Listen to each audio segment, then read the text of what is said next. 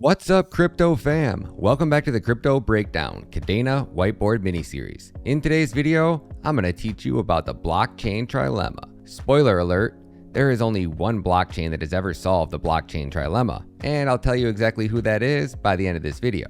But just a heads up, if you think Solana, Avalanche, Near, Elf Zero, or any of these other proof-of-stake pyramids solve the blockchain trilemma, you might be pretty upset when you realize that you've been force-fed some hopium, some bullshit on a golden spoon. So, before we dive in, let me ask you a few questions. Do you ever feel like every time you buy into crypto project, price just tanks? Do you ever feel like all blockchain projects ever do is shill hopium? I mean, how many times have you heard other blockchains announce some huge partnership with this legacy Web 2 business, and all that partnership did was pump price for 24 hours, and then it dumped right back down to where it started?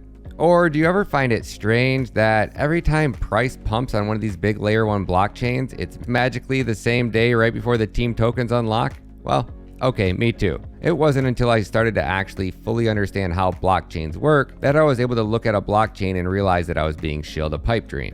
So before I overtalk it and kill this video's watch time, I need you to do me a favor. Smash that like button, smash that subscribe button, because I promise you, by the end of this video, I'm going to change your entire outlook when it comes to investing in cryptocurrency. So, what is the blockchain trilemma? The blockchain trilemma is a term coined by Vitalik Buterin. The idea states that no blockchain could ever achieve speed, security, and decentralization all at the same time without needing to sacrifice on one single area. So, let me explain how blockchains work, and we'll cover 3 different blockchains who all try to solve the blockchain trilemma, but only one of those has been able to accomplish it. Let's start with Ethereum, or any single chain layer 1 blockchain. And by single chain layer 1, I mean a blockchain that only produces one block after another. They just have one single individual chain producing blocks. How do you know that a blockchain has hit a scaling limitation? What is the number one sign that blockchains cannot scale? Is it A, missing transactions? Is it B, high gas fees? Or is it C,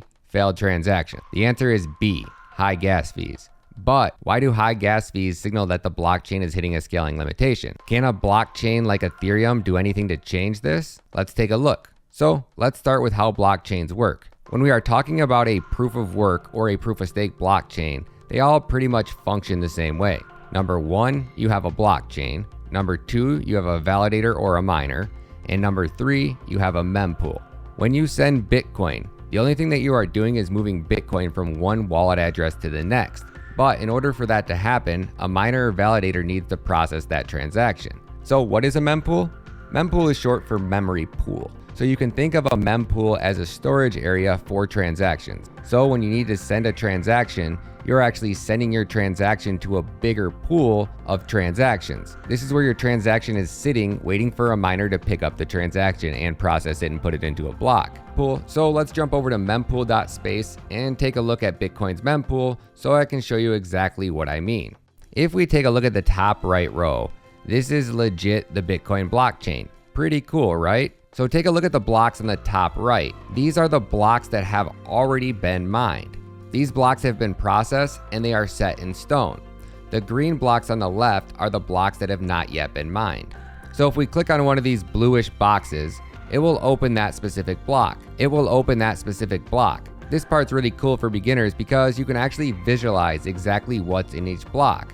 I mean, pretty cool, right? If we hover over these golden boxes, you can see each individual transaction. If you didn't notice, each block is different in size. Most people would think that this means that there's a different amount of Bitcoin in each block. But what it really actually means is the actual size of the data that is in each block. So for example, if we click on one of the smaller boxes, we can see the input and output list right here on the screen. On the left-hand side, next to the red arrow, is the sender address. On the right side, next to the green arrow, is the receiver address. Now, if we scroll down to the bottom of the screen, under details, we can actually see the size of this transaction. So we can see that this one transaction was 191 bits. Now let's click on one of these larger golden boxes and take a look. Now, if we take a look at this one, we can see a list of over 200 different Bitcoin wallet addresses.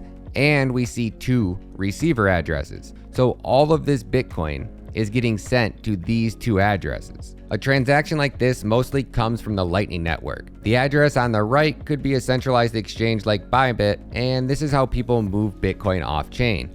They process a bunch of transactions over a few hour period, then they send over one large transaction that moves a ton of different Bitcoin all at once. But outside of fees, why would they do that? Each Bitcoin block is limited in size. Let me explain. In each Bitcoin block, there is a fixed extra 10-bit, which is always present for the description. Each input will contribute 180 bits to the transaction, and each output adds 34 bits to the transaction. So each one of those addresses that you've seen there was actually adding 180 bits worth of data to the transaction. But because it's just one transaction, they are actually saving 10 bits in every block. So if we assume each transaction is approximately 250 bits, we could say that we could fit approximately 4,200 transactions in every block. But because transaction sizes are so much bigger, because they're coming from the Lightning Network with multiple transactions, on average, the Bitcoin blockchain is doing about 1,000 transactions in a block. Bitcoin's max block size is 1 megabit. Now,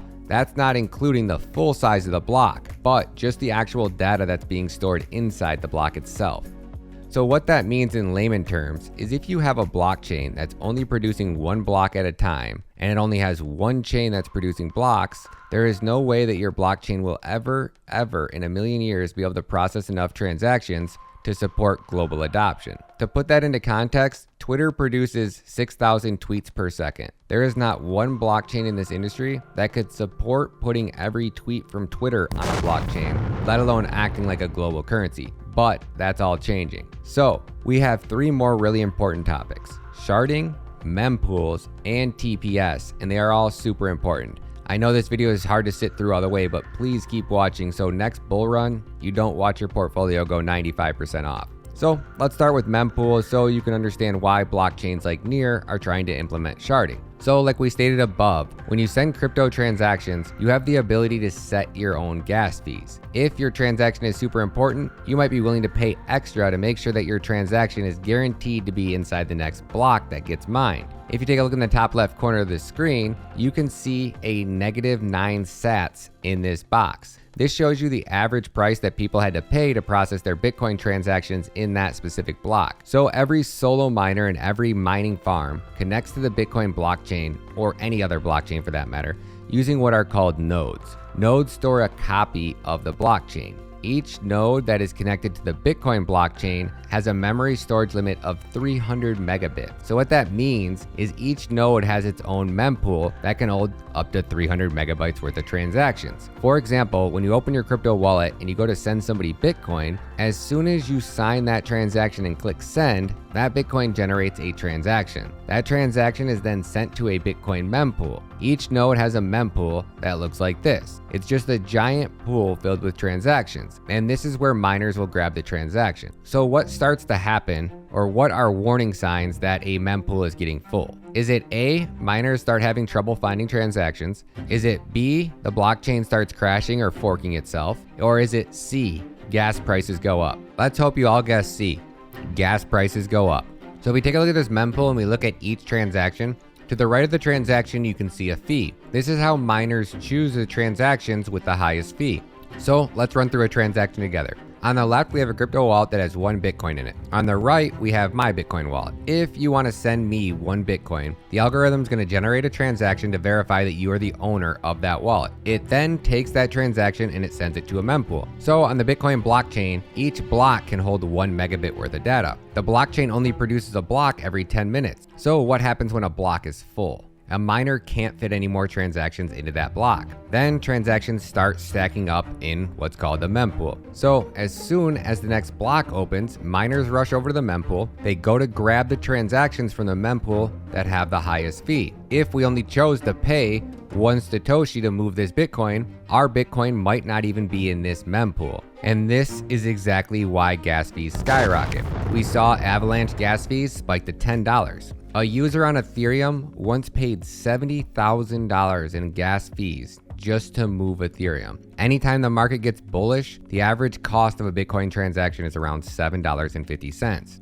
You see, on a single chain blockchain, they only have so much room in each block.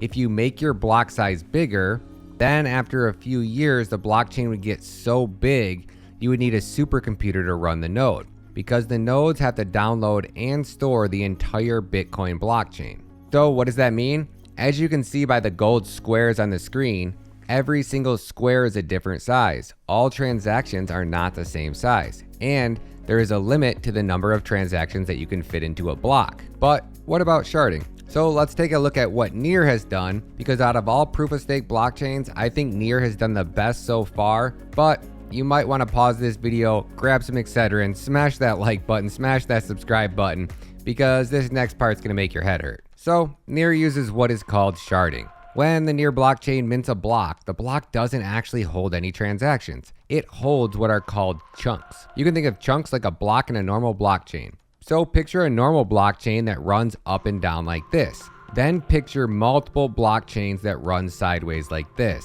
These sideways blockchains are what are called shards. Each shard produces what's called a chunk, and inside each chunk is a list of transactions, just like a normal blockchain. Near claims that their blockchain can run up to 1,000 shards. They claim each shard can process up to 100 TPS. So if every shard was running and they had 1,000 shards running, that would mean that there would be 1,000 different chunks. And each one of those chunks can hold so much data, and each one of those chunks gets stored into the block on the blockchain like this. That would mean that the Near blockchain could process up to 100,000 TPS. If they could actually do it is the question. Having a blockchain that has 1 or 2 shards or 5 or 10 shards running is one thing. Having a blockchain that has all 1,000 shards running is a completely different story. And the crazy part about that is, if you end up hitting a point where you need another 50 or 100 shards and you go to scale the blockchain up another 100 shards,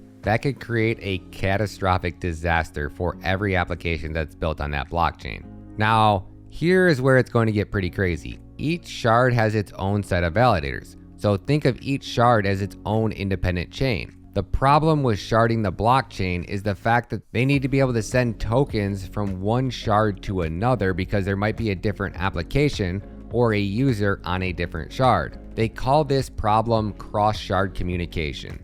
And Near is one of the first blockchains that actually found out a legit solution to this problem, or so we think. So what Near did is they decided that you don't need to finalize a transaction in that specific block. So if Alice wanted to send something to Bob, and Alice is on shard 1 and Bob is on shard 2, what Alice would do is Alice would go to send the transaction in one block. When that block finalizes, it would actually create a receipt saying that, hey, we're sending this coin from this transaction from this shard to this shard, and then they would send what's called a receipt. So once that receipt is received, then those coins would actually be finalized on the second block. Now, it's so much more complicated than this, but that's just the general idea. Now, here is the problem. In order to make that possible, the Near team had to create some pretty wild solutions to make sure that somebody couldn't cheat the system. The first thing that they had to do was randomize the validator assignments, and they had to create what's called the fisherman to the rescue theory. So, long story short, Near had to figure out a way to shard a blockchain. They also figured out, in theory, a way to get cross-shard communication to work, which we have never really saw any layer 1 blockchain actually get this to work and scale. So it's pretty freaking badass if you ask me. But the end result is you have an engineering nightmare. So do me a favor, listen to this video linked down in the description for about 5 minutes and listen to these guys explain sharding. It's legit the most complicated thing I've ever heard. So where does that leave us? Number 1, any blockchain that only has one single chain is never going to be able to scale and meet the demands of global real-world adoption. When blockchains like Near say 100,000 TPS, or blockchains like Solana or Polygon say 65,000 TPS, what they mean is if every single transaction was 0.0000001 KB in size, the absolute smallest size ever, which less than 0.00001% of transactions on a blockchain are actually that size, then yes, they could do a bazillion TPS. So it's not about the speed as far as transactions per second. It's about how much data can you fit into a block and how often can you put those blocks on a chain. It's not about the amount of transactions per second that you can put onto a blockchain, but the amount of data that you can put onto a blockchain per second. It should be DPS, not TPS, data per second. Number 3, people think if blockchains can process 100,000 TPS, that would be good enough for global rural adoption. And yes, maybe for money that might work. If all you did with crypto was pay for one thing or another, no questions asked. Visa does 25,000 TPS, so I'm sure in a few years when people don't even know what a dollar bill actually is and everybody uses a credit card or a debit card, let's say that number doubles and you're talking about 50,000 TPS. That's great, but in crypto, you are using it anytime you pull a document from a blockchain, anytime you write a smart contract, anytime you pay for something, anytime you mint an NFT, and the list goes on and on. I think blockchains will need to be able to process 250,000 TPS, if not 350,000 TPS. So even ETH2 on its best day, or Near Protocol on its best day, when we hit global adoption, they don't stand a chance. Number 4, when you shard a blockchain, a 51% attack becomes a 31% attack. So to increase speed, you are decreasing on security, and that's not an option. And last but not least, not every blockchain needs to be able to scale to infinity for people to make large amounts of money. I think even if Near didn't become the main layer 1 blockchain, people will still make a lot of money investing in it. I mean, I'm almost positive that if they can generate demand for the Near token, that token will definitely have value in the future. Now let's talk about my favorite blockchain, Kadena. Kadena is the only blockchain in history that has ever solved the blockchain trilemma, and they did so by creating a technique called hash braiding. So if you haven't had a chance to check out my Kadena whiteboard videos, check the playlist out down in the description. I'll teach you everything you need to know about the world's most advanced blockchain. So if we take a look at the screen here, this is how Kadena has connected all of their blockchains together. Like I showed you with Bitcoin, each block can only hold so much data. But what's different about Kadena is Kadena launched with 10 blockchains, just like Ethereum. But here's where Kadena got creative, and they actually braided the hashes together, which then links every single blockchain together. You see, each one of these blocks is just like a block on Ethereum or Bitcoin. So picture 10 blockchains just like Bitcoin all running side by side that all use the same currency. Now, what's even more crazy is in October of 2020, Kadena scaled up to 20 chains, and they did it on mainnet. That's pretty crazy. So if we say each blockchain can process 10 to 20 TPS and Kadena launched with 10 chains, they would be able to process 100 TPS on the low end. Then they scaled up to 20 blockchains. And what did they do? They increased their TPS because each chain is now producing another block. Pretty crazy, right? So anytime the Kadena blockchain gets busy, they just deploy more chains. And every time one more chain turns on, the blockchain is producing one more block simultaneously, then that block can hold more data. Number 2, TPS doesn't mean anything. Remember when we looked at all those gold boxes? You see the smallest box? No? Okay, you don't? Okay, let me super zoom really quick. Okay, now you see that tiny grain of salt? That one itty bitty tiny weeny little guy right there? That's the smallest Bitcoin transaction. How many transactions that size do you see in this block? 1? Okay, what's even crazier than that is the fact that Kadena also has a private layer 2 blockchain that anyone can use. So by now I'm almost pretty sure everybody's heard about these crazy layer 2 scaling solutions. Well, each one of those has their own coin. So do you buy Ethereum or do you buy some random L2S that is competing to do the same thing with the other 10 projects? I mean, maybe one of these layer 2 scaling solutions is actually going to get it right if the Ethereum merge fails. Anywho, Kadena has Kuro, so if your application needs insane high TPS, it can build on top of Kuro, which is built on top of Kadena, so the project would still use Kadena as the main currency to settle all transactions. So your project would get 8,000 TPS from Kuro, and it would get the security of the largest proof of work network in the world. So let's wrap that part up and let's go back over the blockchain trilemma now that you actually understand how everything works. So we have speed, security, and decentralization. The only one that we have not really covered is decentralization, and this is something that no proof of stake blockchain can say they can do. What I mean by that is in proof of stake blockchains, the amount of coins that you own dictates your voting power in the network. So if somebody like Elon Musk wanted to buy 1 billion coins with a Harmony token, he could pose a vote that could mint an extra 2 billion Harmony tokens and deposit those tokens into his crypto wallet. He could change anything that he wanted to because he owns a majority of the voting power of the network. No matter how they try to goofy rig it up, it doesn't make anything more decentralized. It just makes it harder and more confusing for retail investors to figure out what hoops they need to jump through in order to actually place a vote or to buy or earn as much voting power as humanly possible. So, no matter what you try to say, proof of stake chains are just not decentralized in the first place. So, that's not really up for debate. But if that wasn't good enough, on proof of stake blockchains, it costs up to $150,000 just to run one validator. So that prices out 99.9% of retail investors, and the bigger the blockchain gets, the bigger the validator needs to be. Just look at Solana. The validator requirements are insane. So now that we got out of the way, if proof of stake blockchains got bigger, so do the validators, and that prices out a bunch of retail investors. Now when we talk about speed, we saw that in order to increase speed and implement sharding, you're going to jeopardize security. I mean, even if we're not talking about the fact that sharding changes a 51% attack into a 33% or a 31% attack,